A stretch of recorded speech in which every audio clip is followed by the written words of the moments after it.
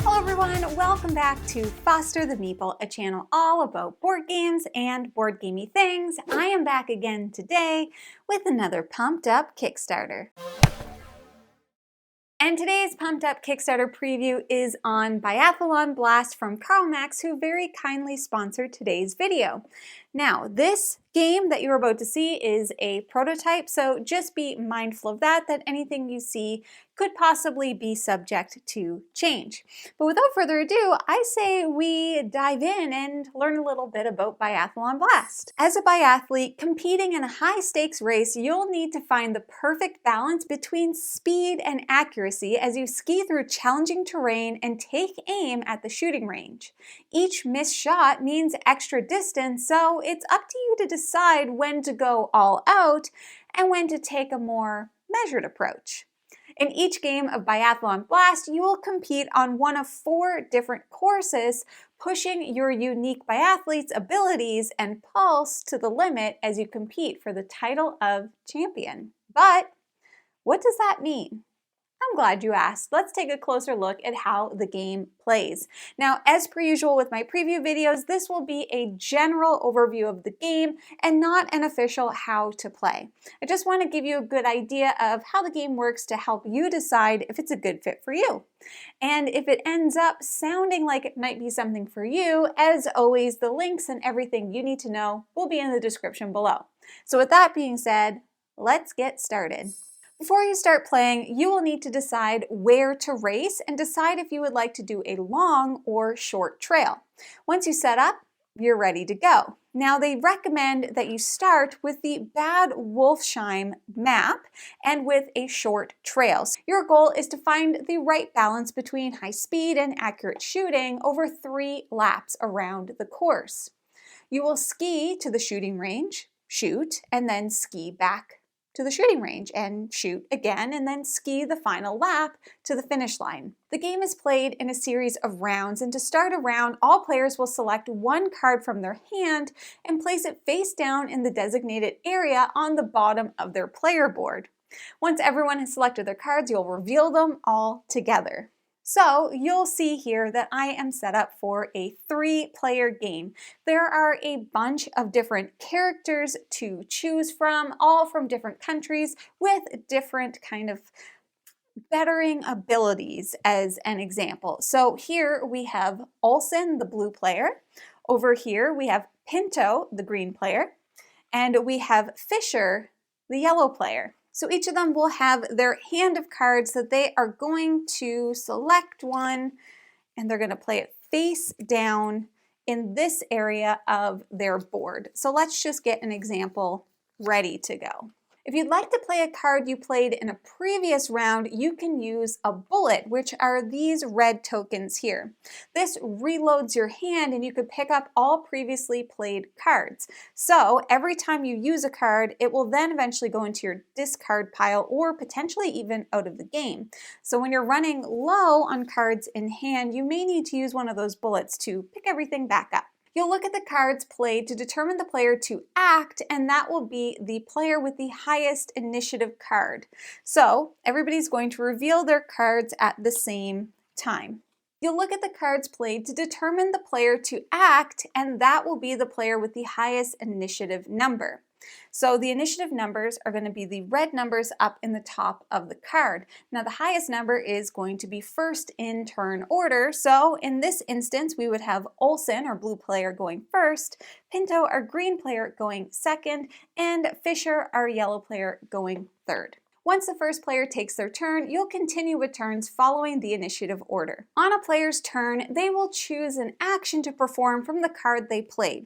You will need to decide if you want to do the top action or the bottom action of that card, and you will then perform that action. So let's take a closer look at the available actions. Starting with move. On the top of the action display is where you'll find the movement range. Now, if we look at the cards here, you'll notice we have a section of actions at the top and a section of actions at the bottom. Like I mentioned, you'll first need to decide, do I want to do the top actions or the bottom actions? So we're going to use Olsen's card as our example. Each color on the movement action will correspond to an area that you can move, and the number will be the amount. The black will refer to movement on black uphill, yellow flat, and green downhill. The yellow will allow you to move on yellow flat and green downhill, and finally the green will allow you to move on green downhill only. You are free to move as many or as few spaces as you wish, so long as your movement range allows it. So let's do a little example, like I said, using Olsen's card. She has decided to use the top action right up here. She has 2 movement available in black and 4 in yellow. Remember, black can also be used for yellow. So the first area here, she's got 2 black. So she's going to use both of her black movement, 1, 2. And then she's going to choose to use all 4 in her yellow. 1, 2, 3, 4. There are a few additional things to know about movement. You can pass through occupied spaces, as I just did, but you must land on an empty space. However, the shooting range space can hold any number of players.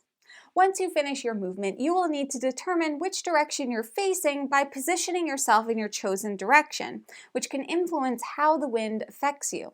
When you pass the start line, you will add one of the 2 face-up motivation cards or the top motivation card of the deck to your hand. Finally, when you move into the shooting range, you must come to a halt and get ready to take aim. You will take the lowest available lane number and position yourself to face the targets. The next action is adjusting pulse. When you complete your move, adjust your pulse marker on your player board, which is right in the center of your board. This will reflect your new pulse. There are lots of things that will affect your pulse. Your action pulse cost, as an example, which is written on your card. Drafting, so if you ever end your movement immediately behind another player, you will draft and decrease your pulse by 1, and the wind direction. Just note your pulse can't go below 0, and if it ever goes over 10, you become exhausted and you'll need to remove your biathlete from the game. So in this instance, I have 2 pulse that I need to increase. I did not draft because I did not end my turn immediately behind somebody else. The wind is currently at a wind still, so that is not going to affect my pulse. The last type of action is to change the wind. After adjusting your pulse, you may have the opportunity to change the direction of the wind using the wind token, which is this fun cloud. So you would get to choose to put it east, south, west, or north. You could choose any of those, and maybe I would like to put it in the south. Now you are in a headwind if the direction of the wind is opposite of how you're facing and will increase your pulse by 1. Let me just show you an example. If our Fisher character is facing this wind, meaning the wind is coming right at his face, it's going to increase his pulse by 1 because he's got to work a little bit harder to push his way through that wind. You're in a tailwind if the direction of the wind is the same as how you're facing and will decrease your pulse by 1. So in this same example, if Fisher was moving this way, the wind's actually going to help him by pushing him in the same direction, decreasing his pulse by 1. Or you could make it a wind still by placing the token in the wind still section next to the shooting range. Finally, at the end of your turn, you will either discard your action card permanently, which happens if it has an icy background, like this one, or otherwise you will set it aside in your discard pile to potentially be used for later. So if you take a look at these 2 cards, this one very clearly has that icy background, so this one's got to go immediately, whereas this one we get to put in our discard pile to use later. Now it's time to talk about the shooting range. When you take a turn at the shooting range, you will follow the same structure as any other turn, except instead of taking the actions from your card, you will instead take an action at the shooting range. Okay, so that selection is right here. We have a top and a bottom. The 2 actions are to wait, which is the top action here, or to shoot, which is the bottom action. For the wait action, you will not be able to leave the shooting mat. Okay, so you're just going to kind of hang out here and decrease your pulse by 2. To shoot, you will roll all 5 dice inside the shooting barrier to compare these to your accuracy.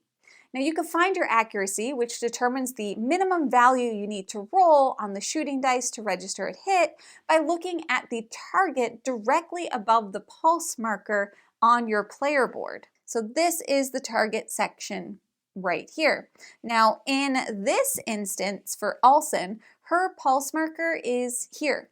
So her target is 3+, meaning a lower pulse will mean a higher chance to hit the target. So sometimes it's worthwhile to just hang around and wait to lower your pulse so you've got better odds. You will need to keep the wind in mind when shooting as well. A crosswind, which is wind blowing from left to right, will reduce your number of hits by 1.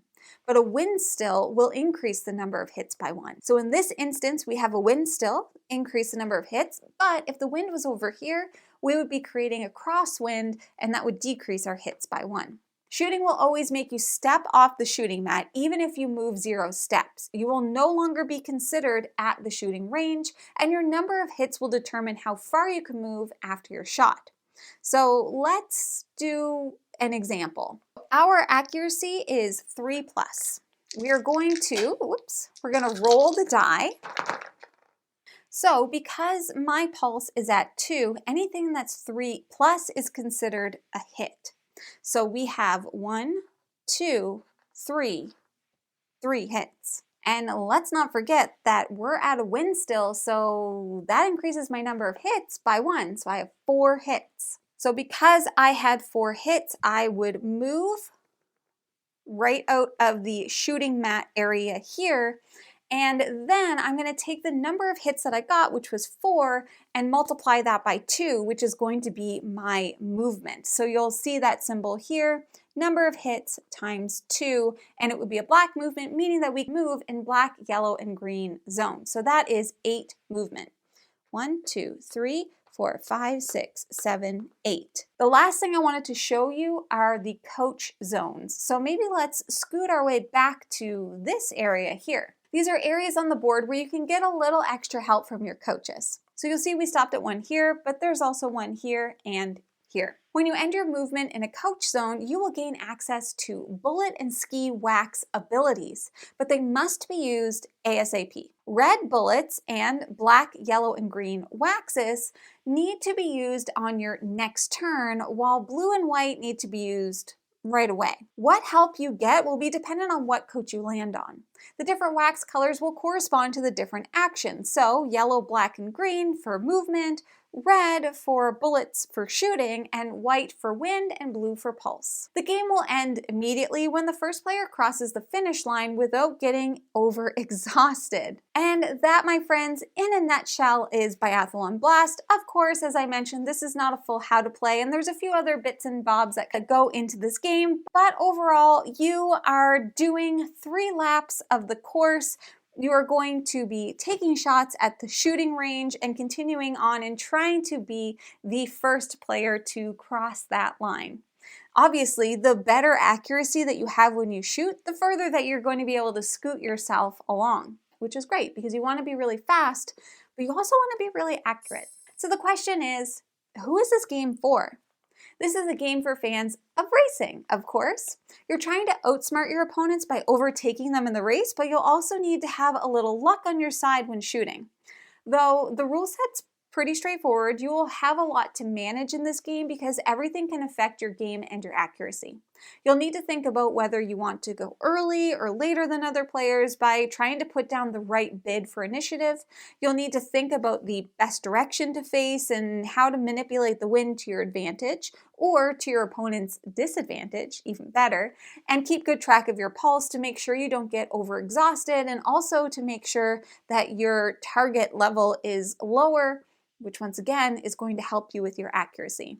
It has a pretty unique theme that offers a twist on your classic racing game and a bunch of variety. So not only with the different venues that you could play, but you can also do the long trails and the short trails. And there's also a World Cup mode where you compete in 4 different races. There are a ton of different characters, and each character comes in its little box with their skill set, which kind of corresponds to the cards that they're going to have. Like I mentioned, every time that you cross the the start line, you get to add a new card to your hand because of course there's going to be a little hand management here because you are going to be getting rid of cards completely from your deck, which you're not going to be able to get back, and you want to make sure that you're optimizing all of your turns.